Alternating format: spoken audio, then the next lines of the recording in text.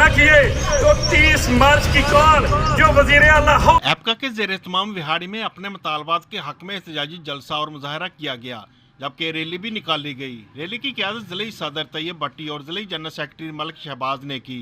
ज़िले सदर तैयब भट्टी ने कहा कि अब हम अपना हक हर कीमत पर लेंगे।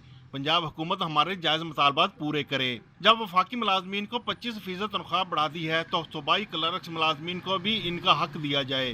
हमारे जायज़ मुतालबात पूरे न किए तो 30 मार्च की कॉल जो वजीर आला हाउस की दी गई है, यहाँ पे इंशाल्लाह बिहाड़ी से पूरे पंजाब से सबसे बड़ा काफिला जाएगा। जिली जनरल सेक्रेटरी मलिक शहबाज खोखर ने कहा कि चार्टर्ड ऑफ डिमांड के मुताबिक सेक्रेटरीट के मुताबिक तनख्वाह, रिटायरमेंट पर इंश्योरेंस, हाउस रेंट वफाक के बराबर किया जाए। अगर हमारे मुतालबात न मानेंगे तो 30 मार्च को लाहौर में वजीर आला हाउस के सामने धरना देंगे और अपने मुतालबात पूरे होने के बाद ही वापसी होगी।